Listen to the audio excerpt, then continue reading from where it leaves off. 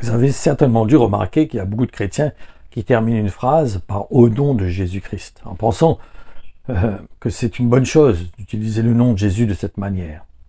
Mais nous allons voir que s'il est mal employé, comme ceux donc qui l'utilisent à tout bout de champ, cela peut être apparenté à une séduction du diable. En effet, lorsque c'est prononcé en dehors du but pour lequel il a été utilisé dans l'Évangile, cela devient un péché.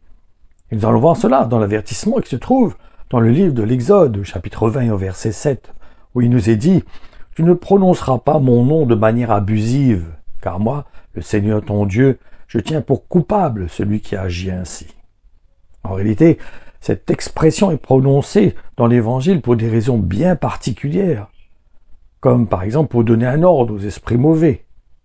Nous voyons cela dans Matthieu au chapitre 7, au verset 22, où il nous est dit « Au jour du jugement, beaucoup me diront « Seigneur, Seigneur, c'est en ton nom que nous avons été prophètes. C'est en ton nom que nous avons chassé des esprits mauvais. C'est en ton nom que nous avons accompli de nombreux miracles. » Mais en majorité, ce qui est employé dans l'Évangile, c'est plutôt dans le sens d'accomplir une action pour Dieu, mais plutôt de la part de Jésus-Christ, au nom de quelqu'un. C'est comme si on est envoyé par la personne, on représente la personne. Et il ne faut pas oublier non plus que celui qui emploie le nom de Jésus-Christ doit avoir un mode de vie qui est en accord avec l'Évangile. Autrement, il prend le risque de s'attirer la colère de Dieu sur sa vie, parce que l'on ne se moque pas de Dieu. Donc, comme on l'a vu tout à l'heure, on n'utilise pas le nom de Dieu en vain. Maintenant, nous allons voir à quelle occasion les disciples ont prononcé le nom de Jésus-Christ. Et en réalité, l'Évangile nous enseigne qu'il peut être employé pour faire une demande auprès du Père, par exemple. Comme dans l'Évangile de Jean, au chapitre 14 et au verset 13 et 15 jusqu'à 15.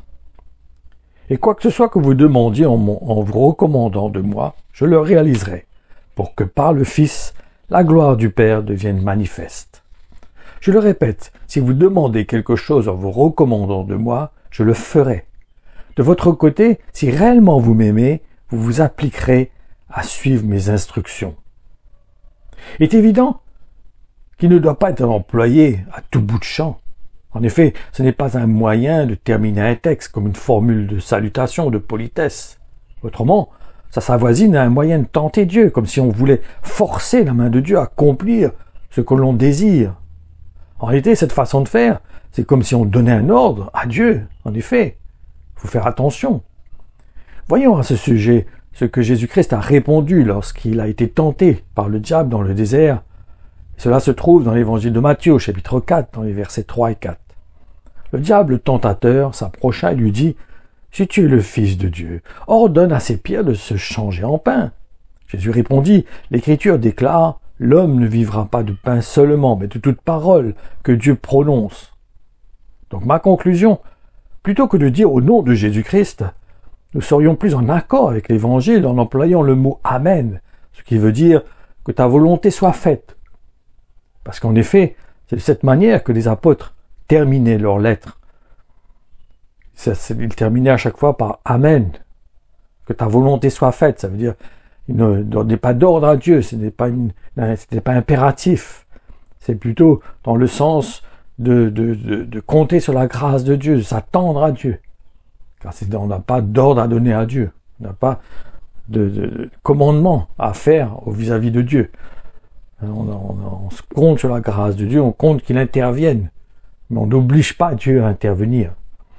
On reste dans une attitude d'humilité, dans un cœur d'enfant, dans un cœur de disciple, dans un cœur qui se soumet à Dieu, qui veut que la volonté s'accomplisse, mais sans obliger, sans pousser la main de Dieu à intervenir.